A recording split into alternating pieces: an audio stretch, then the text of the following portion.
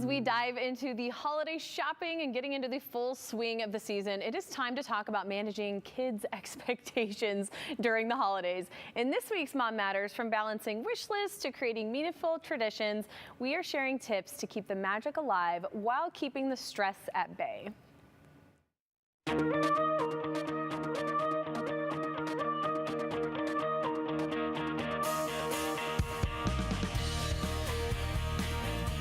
Welcome to Mom Matters, created for moms by moms, to talk about things that matter to moms, because we all need a voice. We are welcoming again our fantastic Shannon and Krista. Today we're talking about the holiday season, right? Because we could talk about that forever. Let's discuss how we manage our kids and their expectations during the holidays, right? Okay, and you're laughing already. Oh, I think of the list and the traditions that we have pop culturally, like, this is everything I want. It is your job to give it to me, please. And I try to manage that expectation in a couple ways, where, one, what do you already have and what can we give away? What can we give away? What can we wrap up and give to other kids that may not have? And then let's just narrow down this list of what's important.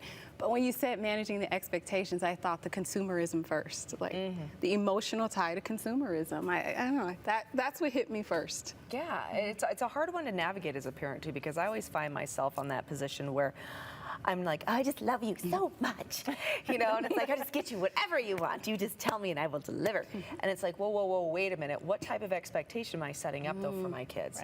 Right? Because then all of a sudden they're like, well, gosh, last year Santa brought me all of this, and this year I'm only getting this. Why is that? Was I bad? Like, no. And then also helping them understand the importance of giving, right? And not just receiving. It's a very complicated time of year, honestly. Yeah, it's a hard time of year. Well, I start early, and I start by saying, this year, it's not going to look like last year. And then that sets me up, because then I have to be accountable to, it can't look like last year. Yeah, exactly, right? But one of the things that I think with the consumerism is that with my kids, when we go to the store, they're like, well, I have money, I can buy this. And so I put a moratorium on purchasing anything starting in September. And so they don't get to purchase anything unless it's a necessity. And then the list, I tell them, give me 3 things that you really, really want. And then I will get them an extra thing that I know that they want, that they didn't put on their list. But I think traditionally I try to keep the presents that they receive to a minimum, and that we spend time, you know, donating our time to different organizations, and being with family, and, you know, making the holiday about being together versus what the gifts are. So, and their stockings, and they already know this, so if they're watching, that's fine. They always get deodorant, toothpaste, a toothbrush, the essentials, socks, yes, you know, and, underwear. and they know that's their expectation, that they're going to get these things in their stocking, and, you know, and the candy and that kind of stuff. But really, it is about being together, and I try to start that really earlier, you know, versus right up, you know, next to Christmas, and they're like, well, and I want this, and I want this, and I'm just like you, Melissa. I'm like, I'll give you whatever you want. I just love you. Yes. And they know that, and they take advantage of that sometimes. And then my husband's like, whoa, hold up. Same dynamic in our family. Yep, my husband's like, no. And I think I mentioned in a previous conversation that this year, for the first time, we're dividing into teams. Or we're buying things for each other. I have to be very transparent. I'm already struggling with that. I am, because I'm finding that I'm like, ooh, so-and-so would like blah, blah, blah. And I'm like, well, I'll just buy this one thing and I'll just save it. Just for now. Yes, seriously. And I'm like, oh, I'm doing it again. What's your expression of love? Oh, but it needs to change, though, because, you know, it's the unrealistic expectation. Just bringing them back to reality, that not everyone has it the way we do, and we don't have it the way everyone else does. So how are you giving from the heart? And so it isn't, and it's a tradition I started when my first was 2 years old.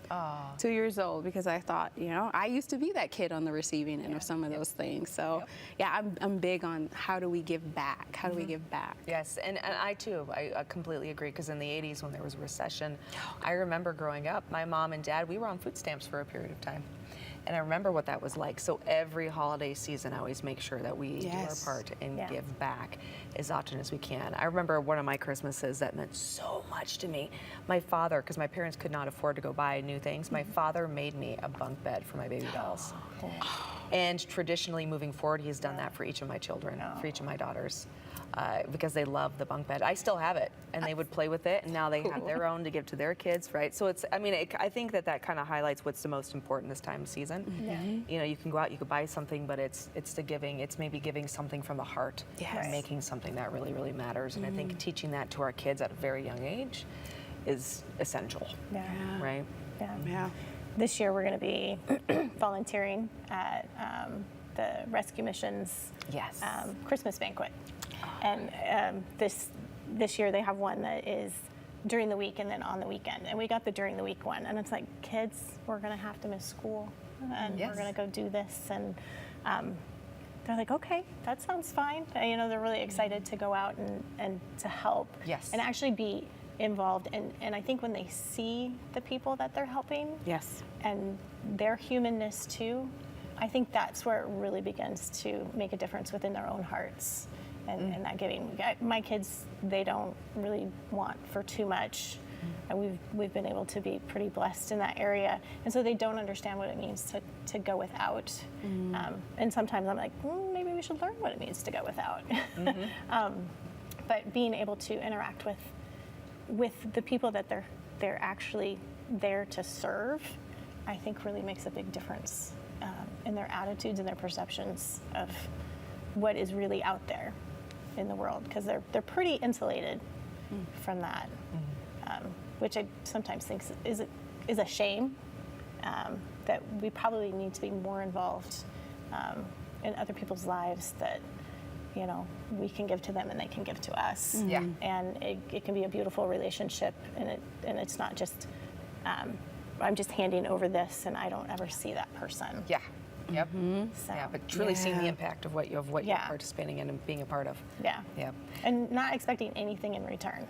Yes, well, that's the most important thing of giving. Huge. You give without any expectation. Ladies, thank you so much. Greatly appreciate you. And happy holidays. Yay.